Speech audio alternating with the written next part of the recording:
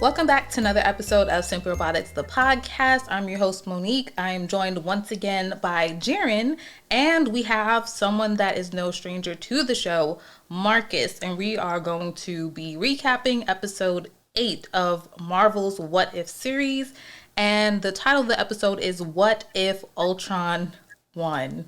Jaren, you're making a face. What's going on? I just want to say that I was right. Finally, when this episode was happening, I was like, good for Jaren, because if something didn't connect, I think you would have just like imploded, I think. Imploded. It all connects. I'm kind of with you. I'm with you. I was like, some of these, I used to text Monique on the side. I was like, so none of these stories line up, like none of them. At first I was like, well, maybe not, because at one point the episodes didn't line up with what was leaked. And I was like, well, dang, maybe these don't line up. Then I'm if you go back and you look at the way the Watcher introduces in every episode, like he gets closer and closer. And then there's one episode where he's like all the way back, and I'm like, I think they scrambled these episodes. But now it makes sense. Yeah. You can say he was shook. He was just like he got the hands and feet beat the fuck out of him. Ultron knocked him to infinity, and I was watching it and just was like, that's ridiculous. Like, I thought you supposed to, like, the Watcher's supposed to be like, and I was like, oh, you just a regular dude. I was like, you might as well just let Captain Marvel square up with him at that point. Like, he literally said, I have seen everything, I know everything. What the hell is going on? Yes. When he said that, I was that ass whooping. Yes. So the episode starts off like what you're saying, the Watcher's in the sky like we've normally seen him, just kind of like the outline. And he's like, we've seen this before, a universe in the final days of destruction, but this particular story, this one breaks my heart. And I was like, ooh, like what's about to happen, like, you know? And I feel like in that moment, this is like the most like humane and empathetic we've seen him this whole time. And so it pans down and we see Natasha and Hawkeye has a robotic arm, which was kind of interesting. And they're like taking down a bunch of these Ultron robot stuff, and they have like 30 seconds to do so, something like that. Feel free to interject at 90?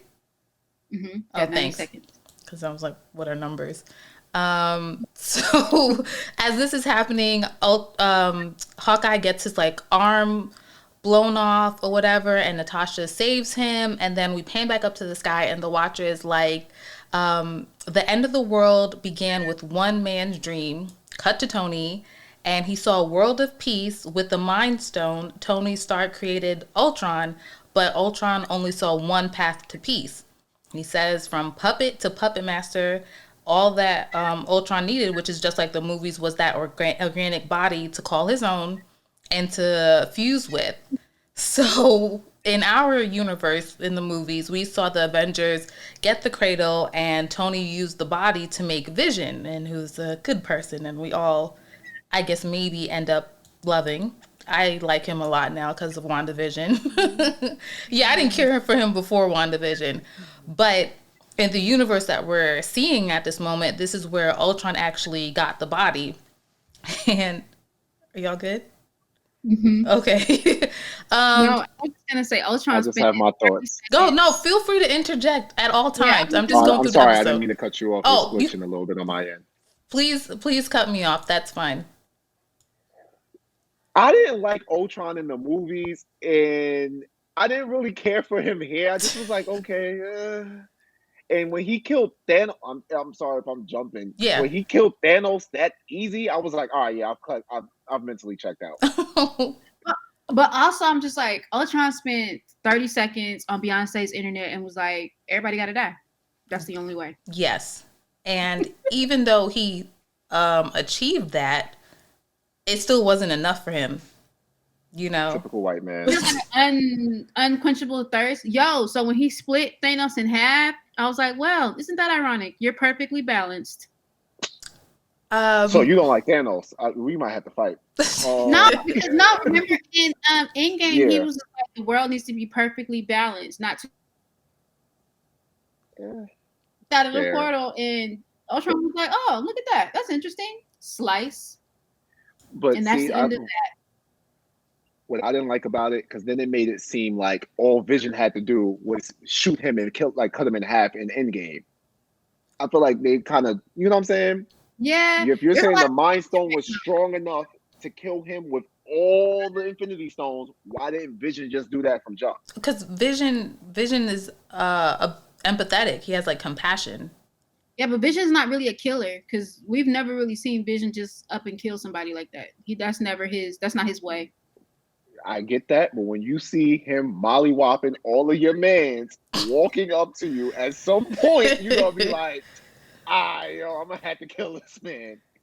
The only thing that I really need somebody to explain to me is, and because if everything is connected the way they say it is, how is he able to take the stones and go from galaxy to galaxy and wreck shop? Because according to the TVA, your stones only matter in the universe. In your universe. In the universe that they exist in. Outside of that, they're just paperweights. So what's so special about Ultron? I think it could... Go ahead, Marcus. No, you're fine. No, please. I was about to say, I think with that, maybe it just comes down to like, they might still exist in the other realities, the other universes, I mean. So maybe that's why he still had the power.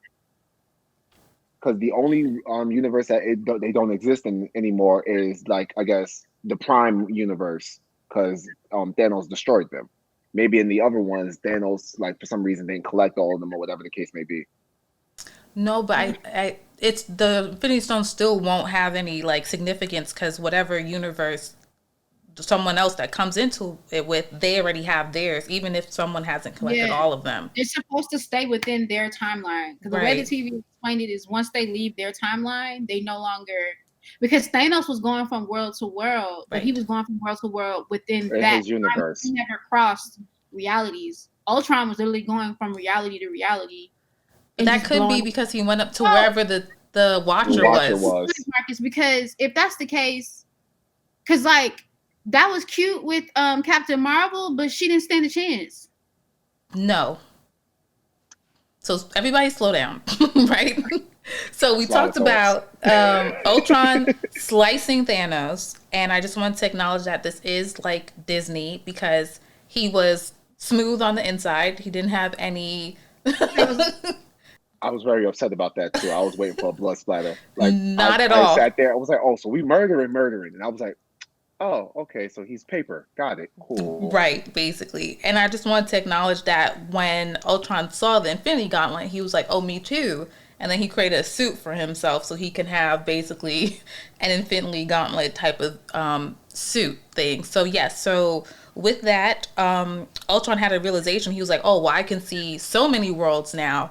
And he decides, well, I'm going to basically exterminate every world in the galaxy. And we get a couple cameos like we did with the Party Thor episode, where we see Gamora, we see the Star-Lord, we see some other people from Guardians of the Galaxy that I don't really remember. He went there first. He went to Ragnarok first. Or he went to... No, he went to Asgard first. Yes. He destroyed Asgard.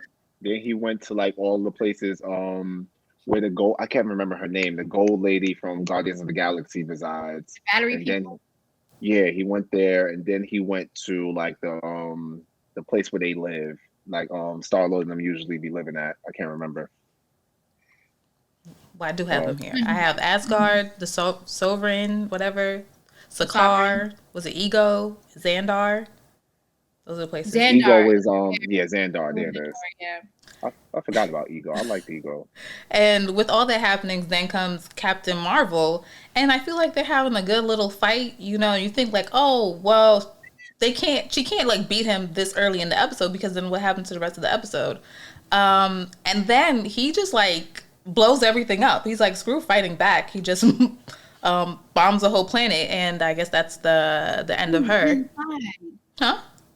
From the inside, like she literally beat him to the core of the planet, and then he just like blinked, and it was it. That was it. That was it. And in that moment, like the camera kind of pans out, and we see the explosion of this planet in space, and then the Watcher comes up, and he's saying like, you know, basically Ultron has exterminated this whole universe, and he's reached a level of consciousness that he's never had before, and you can see like Doctor Strange. Yes. exactly like the Doctor Strange. There's some parallel episodes, parallel moments happening, which ends up being foreshadowing, right? And you can see Ultron, like the Watcher is behind Ultron, and Ultron's eyes are like starting to process. Like you can tell, like he's hearing it, and he says, like, who is that? And this is the second time we've seen a character directly address the Watcher, and he turns around and he's like, "I see you," and then he's like, "Wow, there's universes beyond my own." And the Watcher's like, starring. Yes, Market. Go ahead. The Watcher jumped like a little kid Uh, getting caught with candy he ain't supposed to have. that's one. And for you to have all this power and to know, hey, this is a little wild. Maybe I should back up so I can't be seen. He kept monologuing while the man was like, yo, I hear something. And he was like, he can't hear me, not realizing there's no one else. It's Right. just you. And then you literally just watched it happen where somebody like noticed you. So why didn't you think it wasn't gonna happen again? Exactly. And Ultron is like, I will find you. And I think that's what really started to set the Watcher off. But the Watcher's like, you know what, there's still hope. Natasha and Flint are down on Earth trying to yes. Hawkeye and Black Widow is the last hope. Hawkeye and Black Widow. Well, the only reason they survived is because when he set off all of those nuclear bombs, they were so high up in the air in the Quinjet, it didn't touch them. But everybody else got annihilated. I know. They weren't even valuable enough to be at the fight, but they are the last hope. Yes. So what's happening? So their plan is to get this like brain person that was from the Age of Ultron movie who has transferred and become a digital thing. Zemo? And no, not Zemo. What's my man name? He was in the first of Captain America. It's him. What's his name? Dr. I don't know. I did not take his name down. But anyways, he's in a computer and they want to get him and hack one of Ultron's bots or androids things or whatever and basically bring it down from the inside. And as this is happening, Ultron breaks into where the Watcher is hiding, and he's like mind blown. He's like, there's so many universes in here that need to be silenced. Like he's basically like a kid in a candy store at that point, right? So cut back to Natasha and Flint's like, he's been saying he's been tired of fighting. He sacrifices himself. Natasha and half of the drone make it out to some snowy area, and the science drone person is like, the androids can't connect to Ultron because he's like somewhere beyond this universe. And that's when we cut back to like the Ultron and the Watcher start fighting. And this was, to me, a better fight than Ultron and Captain Marvel. And I think it's one of the better fights in the series so far. Shout out to the animators. They deliver on every last one of these fight scenes. Every last one. Yeah, as of before this one, I had the Killmonger one as like the best one I saw so far. When him just fighting with the Wakandans, I was like, this is cool. Okay. But there was another fight scene that Jaren really liked. I can't remember now. Was it Doctor Strange? Oh, Doctor Strange versus Doctor Strange was a good one too. Sure, yeah, I think I did. I like that one too. So, so Ultron also calls out the Watcher, basically calling the fact that he's just up in the wherever looking at these suffering universes. He calls him like a creep, or says like what he's doing is creepy. I thought that was funny. And he says like Ultron's like, I'm here to like, implement the natural order of things, and the Watcher now transforms into his own like super armor suit thing, and like, did anybody get Dragon Ball Z vibes from their little fight scene? Because it felt like. So I was about to say, like, that's honestly, I was just waiting for her to get to it. He definitely powered up, gassed me up, and I'm like, okay, and it very much ended with a on next time on Dragon Ball Z ending. Like he got his ass handed to him and was like, I gotta go get help. I gotta go fuse with someone. Danger. So okay, when he powered up and he did his like whenever they show like his energy expanding, did you guys notice that his energy is very similar to, I don't know if you guys have seen not the Invincible, is it the Invincible? No. What's the trailer that just came out of the next Marvel movie? The Eternals? The Eternals. His energy is like the little lines that they be doing. Yeah, and he's a god. One trailer where Angelina Jolie is fighting, and every time she does her thing, there's like these geometric lines that come up. He has very similar. So I'm trying to remember if. Oh, you froze. Yeah, Eternals, or I can't remember which one they are. One of the others. You have to repeat that again. So, but it also means he got his power from the Celestials. I mean, I think he's considered one. No, he's not a Celestial. Oh, like on that level, is he? He's probably like a level down from the Celestials, because Celestials can intervene. He can't intervene. He keeps saying that he can't intervene with his intervening self. So that's what I really want to talk about, because he definitely was intervening. The whole goddamn show was him intervening. Zola, he was like, it's right there. He's like, just grab the file. Just do it. Grab the file. I'm like, nobody hears him. Like, he's in Hawkeye's ear. Like, get the file. No. Right there. It's Hawkeye. He's a habitual, like, he's trash. No, he didn't hear him. Like, think about it. That man lost his kids in Endgame, and his first thought was, well, gotta go become a murderer. Like, he's an idiot. It's not his finest moment. Does he have a finest moment? No, but we gonna let him live. Yeah. I wanted to point out one thing I found funny in the fight was when the Watcher headbutted Ultron. I don't know if you guys saw that.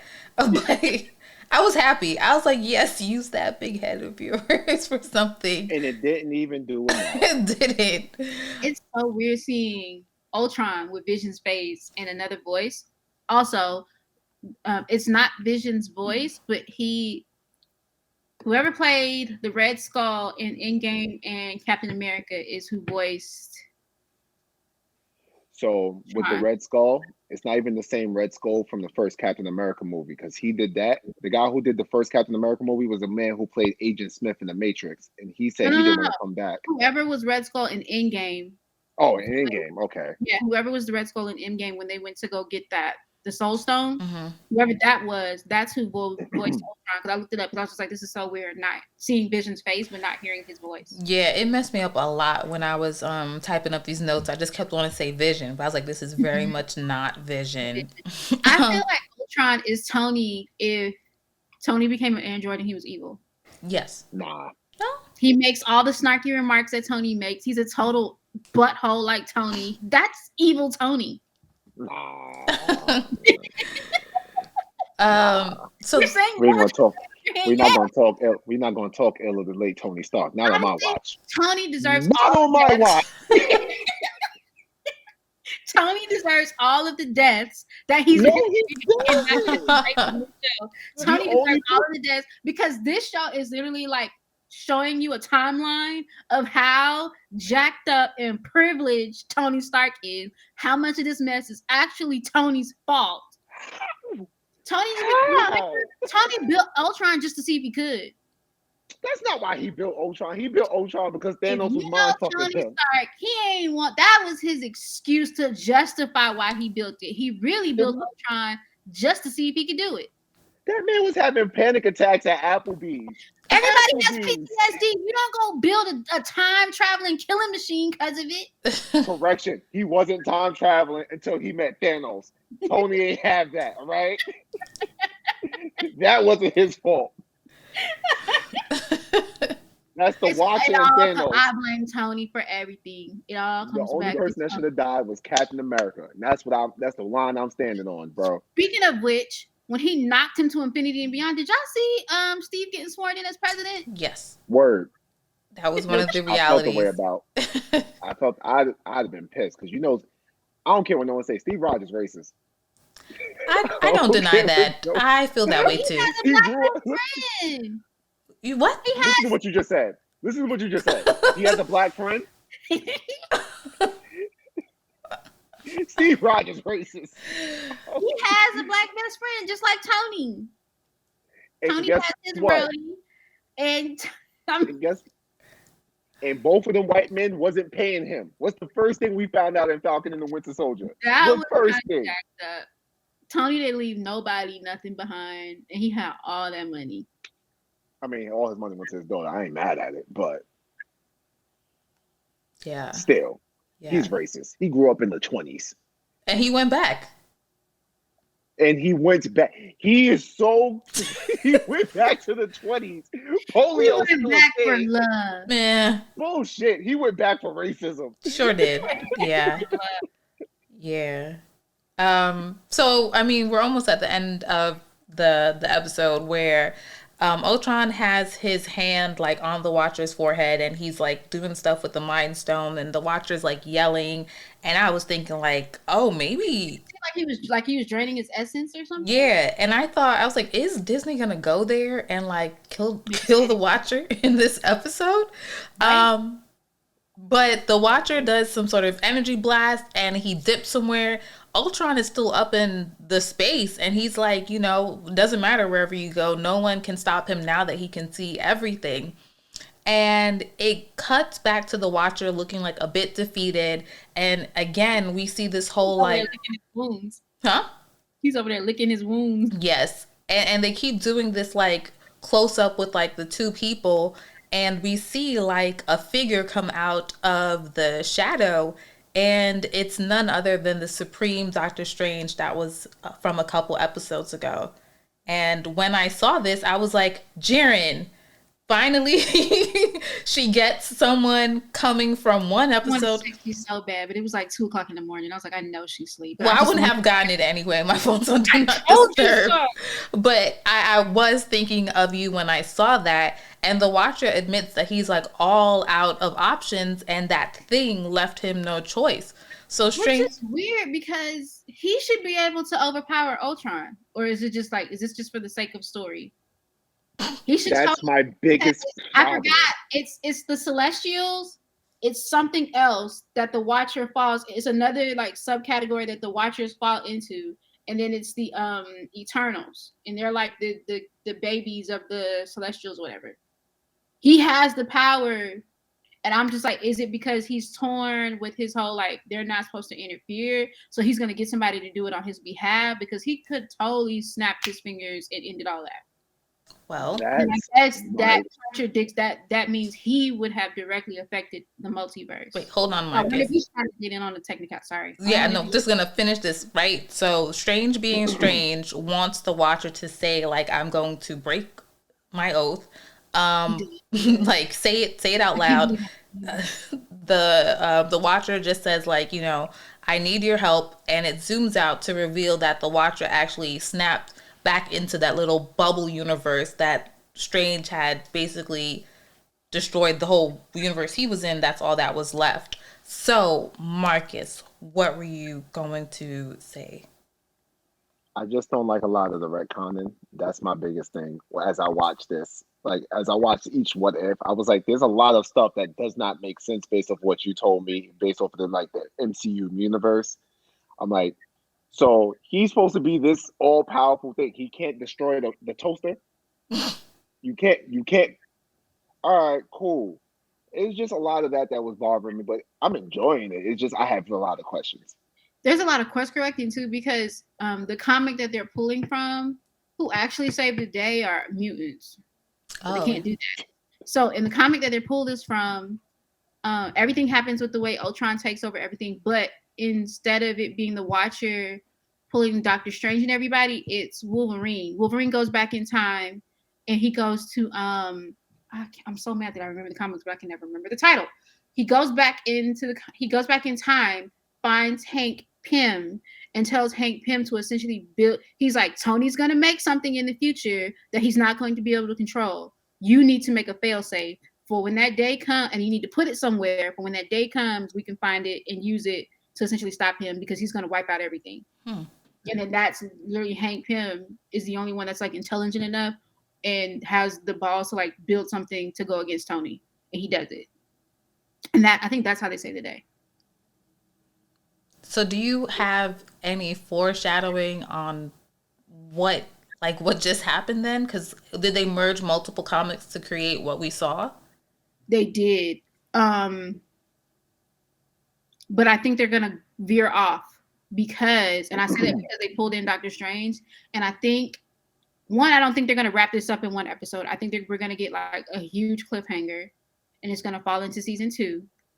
And I think what's gonna happen is we're just gonna see them pull the team together. That's what I was gonna ask you, because I know you really, really want that moment. You want some sort of assembly of beings. So the next episode, maybe. Why are you shaking your head, Marcus?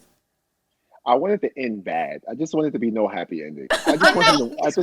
It's going to end bad, but I think they're gonna leave like a huge cliffhanger. I don't even want a cliffhanger. I just wanted to be like, no, Ultron won, the end. Like, that's the story. Essentially, he has one. It's just now he won't stop. I want him to keep winning. I want like Michael Jordan of Marvel. You're Team Thanos. Yeah, he is. Yeah. Yes, I am. You're just full of bad decisions. Team Thanos. Listen, we could get into my views, and I could bring you over to the Children of Thanos on another time. Listen, everyone that told me that, they slowly have seen. I've been saying this for years. Monique is slowly coming over to my side. It's because of the pandemic. No, the pandemic had me thinking like maybe Thanos was onto something. Like there were whales in the Hudson River. The environment was becoming cleaner. He was right. Thanos was right. That's the kind of t-shirt. He was onto something. He needs a TED Talk. But it's genocide, like in the Star-Lord episode. Yes, it's genocide. So with a twist, because it's random. I didn't pick the people to die. I was listening when he was saying it. I was like, he's right. Mm-hmm. I also don't like how Black Panther's been going out in all these episodes. Yes, or the most recent ones. I've not been a fan. I'm curious to see how are they going to justify. Or not justify. How are they going to convince everybody to come together? Because you know it's going to be real interesting when Star-Lord T'Challa see his trifling cousin. Oh, I don't know if they're going to connect it that much. But according to this one image I found weeks ago, and I believe they will give me what I want. They might give you a little bit keep more. British Captain America though. They can hold that. Oh, Captain Carter. Peggy. Yeah, they can keep Peggy. We don't need that. Allegedly, we should still have the Gamora versus Tony Stark episode. Allegedly. I think that's the one originally, Marcus, you wanted to be a part of. And Tony's going to die for a third time. Keep catching the big L. Like, he died every episode. He sure did. It's so weird not having, like, to piggyback on what you were saying earlier about Vision's voice. It's so weird not hearing Robert Downey's voice. Mm-hmm. Like, I hear like they're getting close to it, but I'm like, nah, it's not the same. No. It don't hit right here the same way. But shout out to the voice actor though, because he's doing a really, really good job.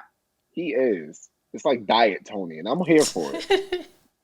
So do you think there would be like this? Do you feel that this episode has to be a part one of a 2-part finale, so to speak? Like the next episode should definitely have some sort of connection to this. So, but I'm curious to see who's going to get pulled as to be a part of the team. So are they going to convince Gamora to join the team and help out, or is Gamora going to end up rocking with Ultron because they kind of similar on this similar path? Mm-hmm. I don't know. Yeah, you have to repeat. I'm saying I don't know if they're going to pull Gamora for that team and they're going to convince her to come to the other side, or is she could go with Ultron and be like his little lackey, or is this Tony Stark be the one to make it? Yeah, who knows? And survive. I feel like at this point you have to treat Tony Stark like the Cabbage Man. Like my cabbage is like Tony just has to die. Just kill him early and let's just get it over with. So Marcus, since you've just been catching up with the whole series, I guess overall, how have your thoughts been? A little bit all over the place. I was first episode with Peggy. I was like, I like it, but it's like it wasn't. I don't know. It just wasn't doing it for me in a sense. And then when it's because I was like, okay, so she became Captain America, and now automatically they just know how to make the Iron Man suit. I was like, all right, I'm not liking this. But the Star-Lord episode I liked. I also liked the Killmonger episode. I was hoping I kind of want a continuation of that to see what happens now that Shuri has connected with what's her name? Pam? I would say that's the one episode that was the one episode where I was like, I want more. I don't Yeah, like that this. one I was like, I need to see what happens next because he's now the Black Panther and he has the Legion of Robots that he could like. There's a lot he could do with this, and he has Wakanda backing him. There's a lot that can go with this, but in this one, I'm kind of curious to see what happens next, especially now because they brought that Doctor Strange back, Yeah. the Evil Strange, Supreme by Strange. the way, I still hate that they whitewashed or continue to whitewash the Supreme one. What was her name? From the Strange movies? Supreme? No, that's Strange. Yeah, no, The she was. I think one. she was the original one. She's not the chosen one or something. The chosen one? What something? What is it? I don't know. She's useless. All she does is come around and set him up for failure in every movie. She was like, "Yo, you're the only one who can stop him." I'm sorry. She knows what's gonna happen and she lets it every time. Mm-hmm. You're the only one that can stop him, knowing goddamn well he doesn't absorb like 100 years worth of likes. Come on, bro. But I'm enjoying it though. I'm really looking forward to see what happens next. Yeah, me too. And so should everybody, because we have the next episode will be someone that actually worked on the series. She'll be joining us to talk about the last episode and her time on the show. So yay, that's gonna be fun. Shout out to Monique doing big things. You know, it's good old social media networking, man. You out here giving the people what they want. Yes, right. with Jaren's help. Jaren has been here this whole time doing this every week with me. It was cute in the beginning. And then we were like, man, we are still doing this, huh? So thank you. Marcus, do you want to give or plug any social media, your podcast, which may come out of retirement at some point? Maybe you guys will have a rotating bunch of hosts. Maybe it'll be just you featuring your co-host. No pressure. You can. Brianna, who was here last time, said no. She didn't share her social media. I will hold on. I'm still working on some things. I don't want to start that up but a lot of the things you suggested are things I have run by people, so that may be coming back. So right now, you can just follow me on Instagram. Everybody hates Marcus, and Twitter at Blame Marcus. Nice. And Blame_Marcus. Tell the people where you lurk. Is she frozen? I think he froze for a second. What happened? Your social media. What's your social media? Me? Yes. Oh shoot. Okay, you can follow me. My bad, y'all. You can follow me at Jaren Richard on all social media platforms. I'm slowly getting back into posting again, so be on the lookout for new stuff. Oh, should you plug your other endeavor? For the holiday season? Oh yes. Because we will go live tomorrow. So some friends of mine and I, we have a gift wrapping holiday business venture called Black Paper Party, and we basically create holiday solutions for the culture. So gift wrap, ornaments, gift bags, all that stuff. You can find us at blackpaperparty.com. You can find us on all social media platforms at Black Paper Party. Woo, that's it. And me, I'm at Simplyrobotix everywhere. And that's that. Thank you guys. Bye. Bye.